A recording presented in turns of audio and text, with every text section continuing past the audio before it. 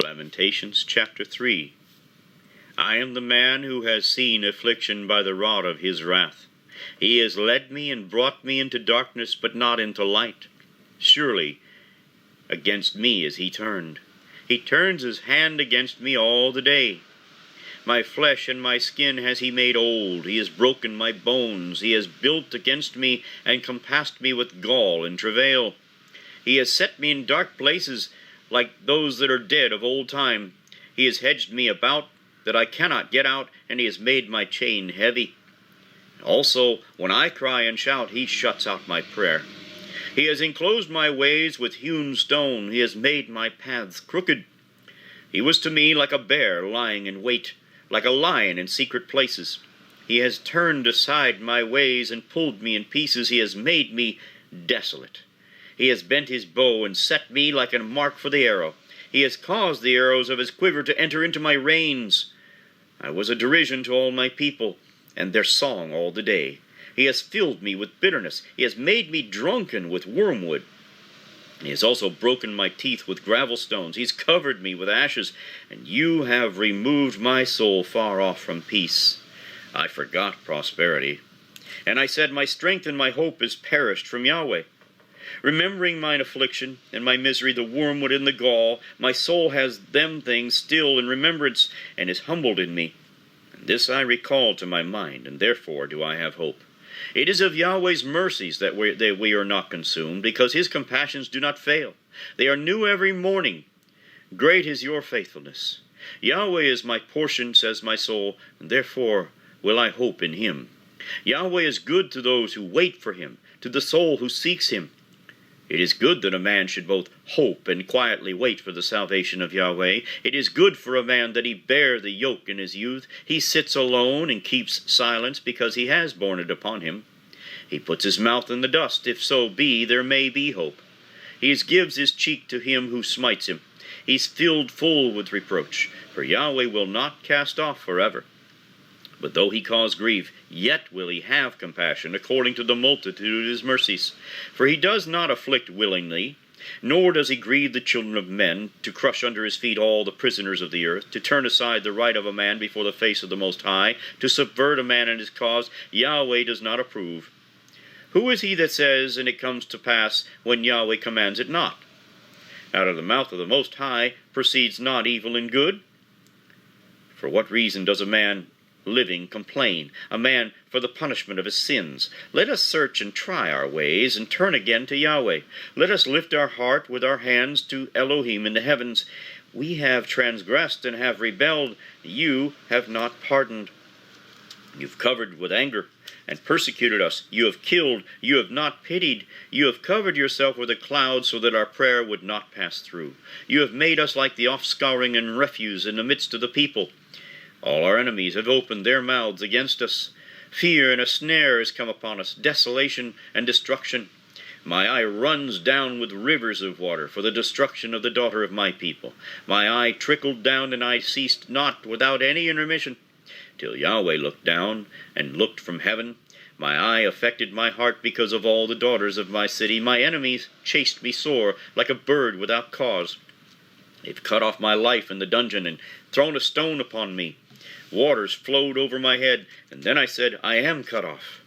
I called upon your name, O Yahweh, out of the low dungeon. You've heard my voice. Do not hide your ear at my breathing, at my cry. You drew near in the day that I called upon you. You said, fear not. O Yahweh, you've pleaded the causes of my soul. You've redeemed my life. O Yahweh, you have seen my wrong. Judge my cause. You've seen all their vengeance and all their imaginations against me. You've heard their reproach, O Yahweh, and all their imaginations against me, the lips of those that rose up against me, and their device against me all the day. Look at their sitting down and their rising up. I am their music. Render to them a recompense, O Yahweh, according to the work of their hands. Give them sorrow of heart. Your curse to them. Persecute and destroy them in anger from under the heavens of Yahweh. End of chapter.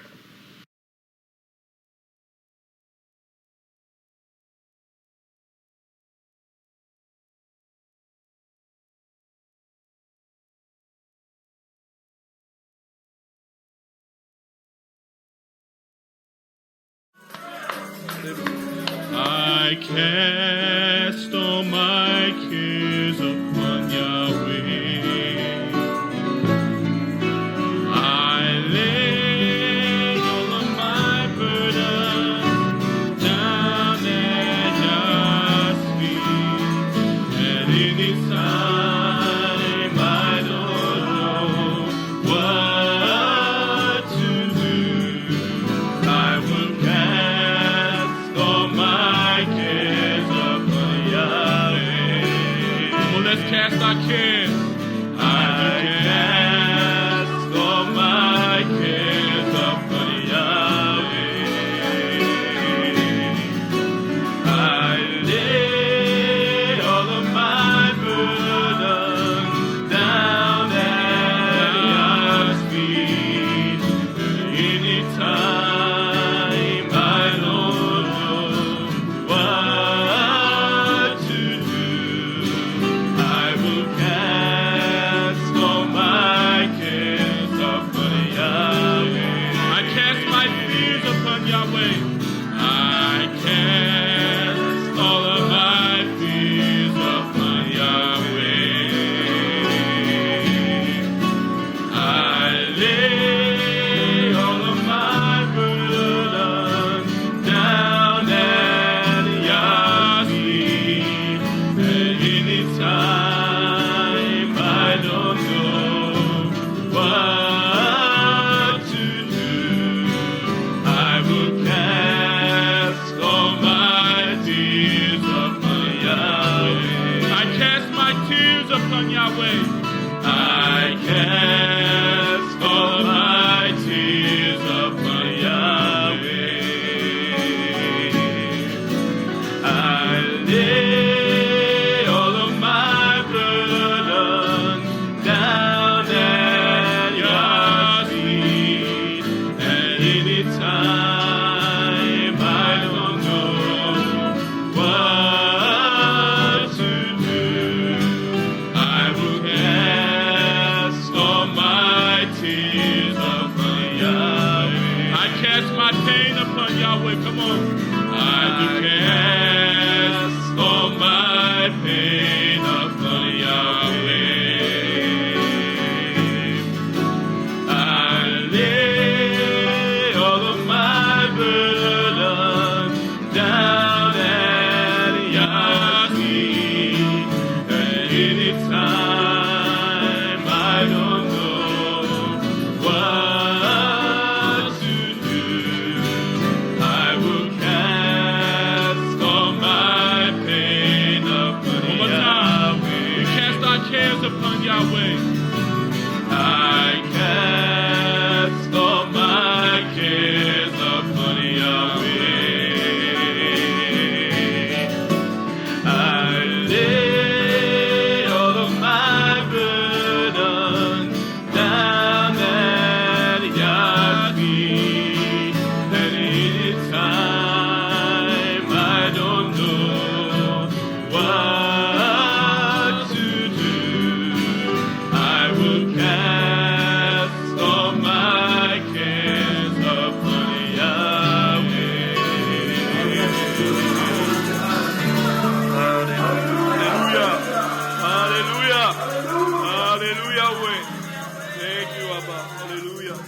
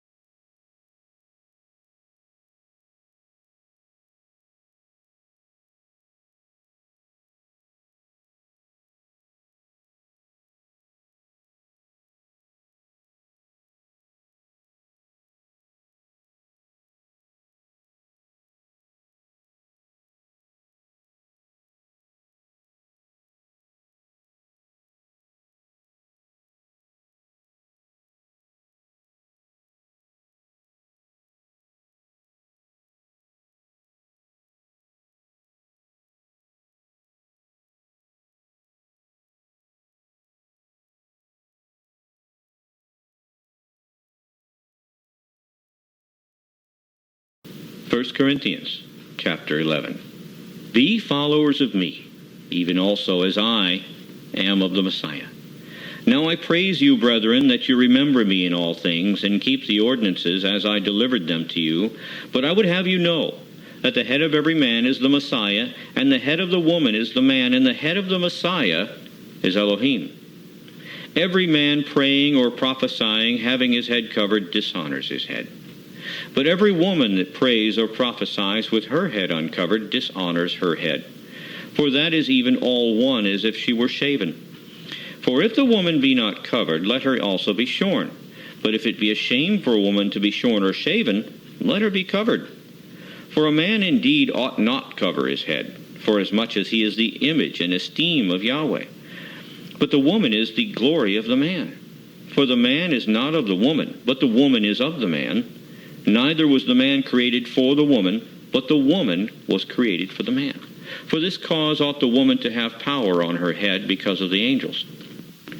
Nevertheless, neither is the man without the woman, neither the woman without the man in Yahweh. For as the woman is of the man, even so is the man also by the woman, but all things of Yahweh. Judge in yourselves. Is it comely that a woman pray to Yahweh uncovered? Does not even nature itself teach you that if a man have long hair, it is a shame to him? But if a woman have long hair, it is an honor to her, for her hair is given her for a covering. But if any man seem to be contentious, we have no such custom, neither the assemblies of Yahweh. Now in this that I declare to you, I praise you not, that you come together not for the better, but for the worse. For first of all, when you come together in the assembly, I hear that there be divisions among you, and I partly believe it. For there must also be heresies amongst you, that they which are approved may be made manifest amongst you. When you come together, therefore, into one place, this is not to eat the Master's supper. For in eating every one takes before another his own supper, and one is hungry and another is drunken. What? Do you not have houses to eat and drink in? Or do you despise the assembly of Yahweh and shame them that have not? What shall I say to you? Shall I praise you in this? I praise you not. For I have received of the Master that which also I delivered to you, that the Master Yeshua, the same night in which he was betrayed, took bread. And when he had given thanks, he broke it and said, Take, eat, this is my body, which is broken for you. This do in remembrance of me. And after the same manner also he took the cup, and when he had supped, saying, This cup is the New Testament in my blood. This do you, as often as you drink it, in remembrance of me. For as often as you eat this bread and drink this cup, you do show the Master's death till he come. Wherefore, whosoever shall eat this bread and drink this cup of the Master unworthily shall be guilty of the body and blood of the Master.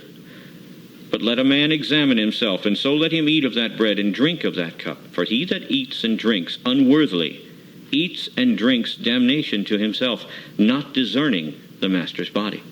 And for this cause many are weak and sickly among you, and many sleep. For if we would judge ourselves, we should not be judged.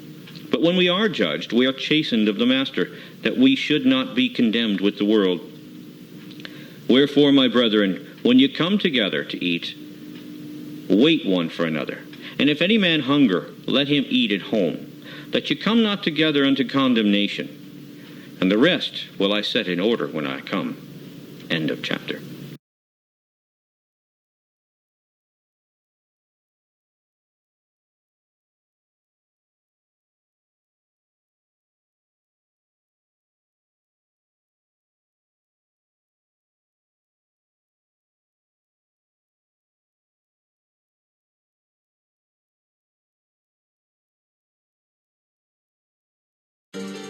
Hallelujah. Hallelujah. This is God's day. Hallelujah.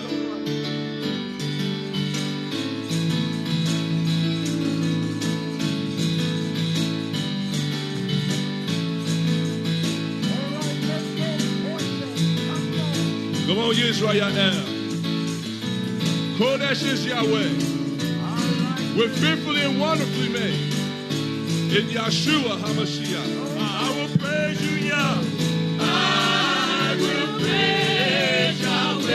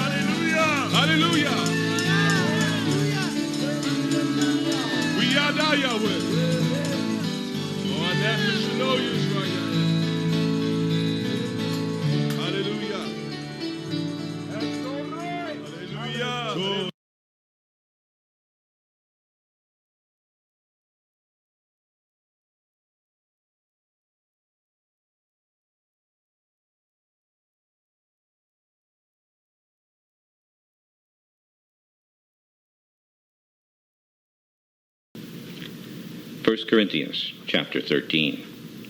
Though I speak with the tongues of men and angels, and have not love, I have become as sounding brass or tinkling cymbals. And though I have the gift of prophecy and understand all mysteries and all knowledge, and though I have all faith so that I could remove mountains and have not love, I'm nothing. And though I bestow all my goods to feed the poor, and though I give my body to be burned and have not love, it doesn't profit me anything. Love suffers long and is kind. Love envies not. Love does not vaunt itself. It is not puffed up, does not behave itself unseemly, seeks not her own, is not easily provoked, thinks no evil, rejoices not in iniquity, but rejoices in the truth, bears all things, believes all things, hopes all things, endures all things. Love never fails. But whether there be prophecies, they shall fail. Whether there shall be tongues, they shall cease. Whether there shall be knowledge, it shall vanish away. For we know in part, and we prophesy in part. But when that which is perfect is come, then that which is in part shall be done away. When I was a child, I spoke as a child. I understood as a child. I thought as a child. But when I became a man, I put away childish things.